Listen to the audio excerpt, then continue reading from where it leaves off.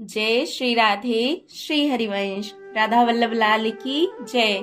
परम पूज्य गुरुदेव महाराज की जय। जय श्री राधे। बहुत बहुत स्वागत है आप सभी का।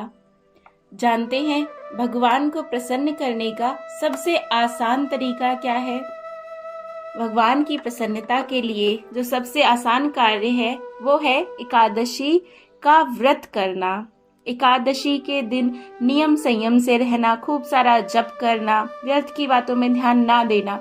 बस इतना करने से ही हम भगवान की प्रसन्नता का हेतु बन सकते हैं। और सिर्फ इतना ही नहीं, एकादशी का व्रत जो भी जीवन भर करता है, भगवान की कृपा से उसे वैकुंठ लोक की प्राप्ति होती है, भगवान की प्राप्ति होती है।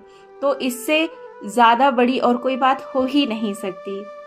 आज हम श्रवण करेंगे आमल की एकादशी की व्रत कथा को। प्रेम से कहिए जय श्री राधे, जय श्री राधे। तो चलिए शुरू करते हैं कथा को। 88,000 ऋषियों को संबोधित करते हुए सूत जी ने कहा, हे विप्रो, प्राचीन काल की बात है। महान राजा मानधाता ने वशिष्ठ जी से पूछा, हे वशिष्ठ जी, यदि आप मुझ पर प्रसन्न हैं तो ऐसे व्रत का विधान बताने की कृपा करें जिससे मेरा कल्याण हो। महर्षि वशिष्ठ जी ने कहा, हे राजन, सब व्रतों से उत्तम और अंत में मोक्ष देने वाला आमल की एकादशी का व्रत है। राजा मानधाता ने कहा, हे ऋषि श्रेष्ठ, इस आमल की एकादशी के व्रत की उत्पत्ति कैसे हुई? इस व्रत के करने का क्या विधान है? हे वेदों के ज्ञाता, कृपया कर यह सब वृतांत मुझे विस्तार पूर्वक बताएं। महर्षि वशिष्ठ ने कहा, हे राजन, मैं तुम्हारे समक्ष विस्तार से इस व्रत का वृतांत कहता हूँ। यह व्रत फाल्गुन मास के शुक्ल पक्ष में होता है।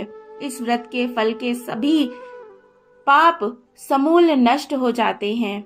इस व्रत का पुण्य 1000 गोदान फल के बराबर है।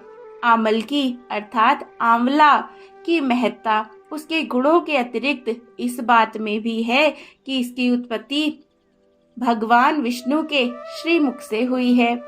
अब मैं आपको एक पौराणिक कथा सुनाता हूँ, ध्यान पूर्वक सुनो। आप भी ध्यान पूर्वक सुनिए। प्राचीन समय में वैदिक नामक एक नगर था। उस नगर में ब्राह्मण, वैश्य, क्षत्रिय, शूद्र चारों वर्ण के लोग प्रसन्नता पूर्वक रहते थे। नगर में सदैव वेद ध्वनि गूंजा करती थी।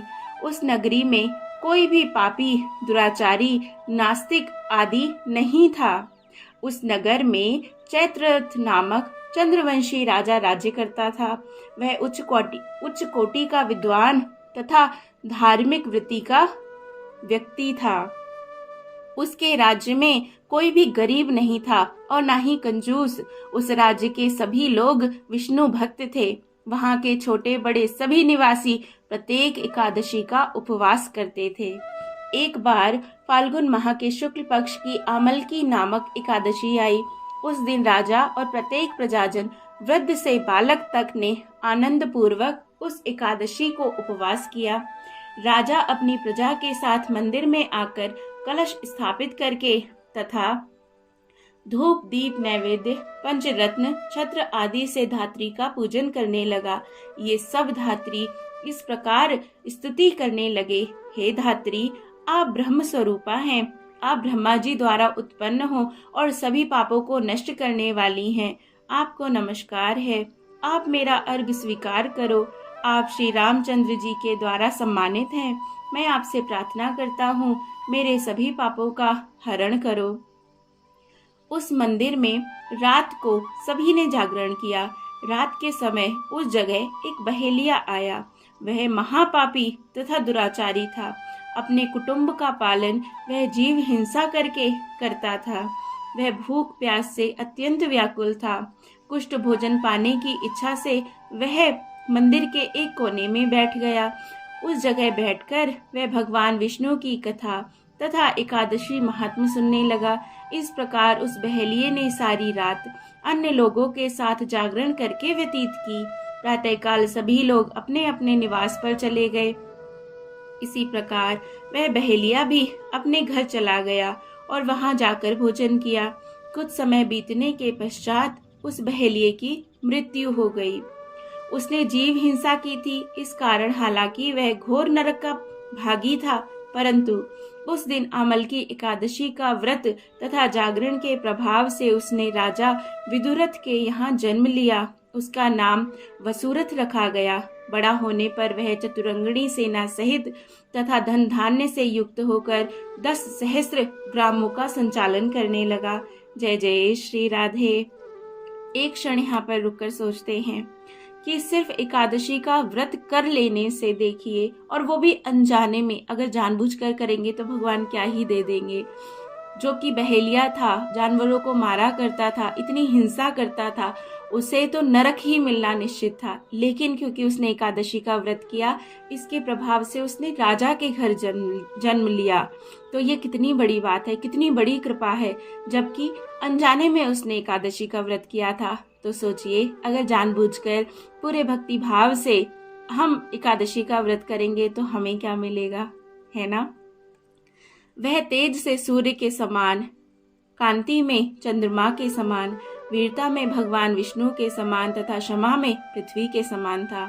वह अत्यंत धार्मिक, सत्यवादी, कर्मवीर और विष्णु भक्त था। वह प्रजा का समान भाव से पालन करता था। दान देना उसका नित्य का कर्म था। एक बार राजा वसुरथ शिकार खेलने गया। दैव योग से वन में वह रास्ता भटक गया और दिशा का ज्ञान ना होने के कारण उसी वन में एक वृक्ष के नीचे सो गया। कुछ समय पश्चात पहाड़ी डाकू वहां आए और राजा को अकेला देखकर मारो मारो चिल्लाते हुए राजा वसुरथ की ओर दौड़े। वह डाकू कहने लगे कि इस दुष्ट राजा ने हमारे माता पिता, पुत्र पौत्र आदि समस्त संबंधियों को मारा है तथा देश से निकाला दिया। अब हमें इसे मारकर अपने अपमान का बदला लेना चाहिए। इतना कहे वे डाकू राजा को मारने लगे और उस पर अस्त्र शस्त्र का प्रहार करने लगे।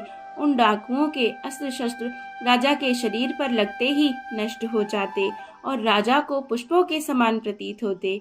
कुछ देर बाद प्रभु इच्छा से उन डाकुओं के अस्त्र शस्त्र उन्हीं पर प्रहार करने लगे, जिससे वे सभी मूर्छित हो गए। उसी समय राजा के शरीर से एक दिव्य देवी प्रकट हुई। वह देवी अत्यंत सुंदर थी तथा सुंदर वस्त्रों तथा आभूषणों से अलंकृत थी। उसकी भ्रुकुटी टेढ़ी थी। उसकी आंखों से क्रोध की भीषण लपटें निकल रही थी। उस समय वह काल के समान प्रतीत हो रही थी। उसने देखते ही देखते उन सभी डाकुओं का समूल नाश कर दिया। नींद से जागने पर राजा ने वहां अनेक डाकुओं को मृत देखा। वह सोचने लगा, किसने इन्हें मारा? इस वन में कौन मेरा हितैषी रहता है? राजा वसुरथ ऐसा विचार कर ही रहे थे कि तभी आकाशवाणी हुई। हे राजन, इस संसार में भगवान विष्णु के अतिरिक्त तेरी रक्षा कौन कर सकता है? इस आकाशवाणी को सुनकर राजा ने भगवान विष्णु को स्मरण करके उन्हें प्रणाम किया। फिर उसने अपने नगर को वापस आ गया और सुखपूर्वक राज्य करने लगा। महर्षि वशिष्ठ ने कहा, हे राजन, यह सब अमल की एकादशी के व्रत का प्रभाव था। जो मनुष्य एक भी अमल की एकादशी का व्रत करता है वह प्रत्येक कार्य में सफल होता है और अंत में वैकुंठ धाम को प्राप्त करता है। जय जय श्री राधे। भगवान श्री हरि की शक्ति हमारे सभी कष्टों को हरती है। यह मनुष्य की ही नहीं अपितु देवताओं की रक्षा में भी पूर्णतः समर्थ है। इसी शक्ति के बल से भगवान विष्णु ने मधु कैटभ नामक राक्षसों का संहार किया था। इसी शक्ति से उत्पन्ना एकादशी बनकर मुर नामक असुर का वध करके देवताओं के कष्ट को हरकर उन्हें सुखी किया था। जय जय श्री राधे। तो भगवान की अत्यंत अत्यंत कृपा बरसती है उन लोगों पर जो एकादशी का व्रत करते हैं। आशा है आप सभी व्रत नहीं करते हैं तो करिए, करना शुरू करिए, भगवान की बड़ी ही कृपा प्राप्त होगी। जय जय श्री राधे। अगर आपने चैनल को सब्सक्राइब ना किया हो तो ज़रूर करें, बेल आइकन भी दबाएं ताकि समय पर आपको नोटिफिकेशन मिलता रहे। जय जय श्री राधे। अमल की एकादशी की जय, भगवान विष्णु की जय। जय जय श्री राधे श्याम।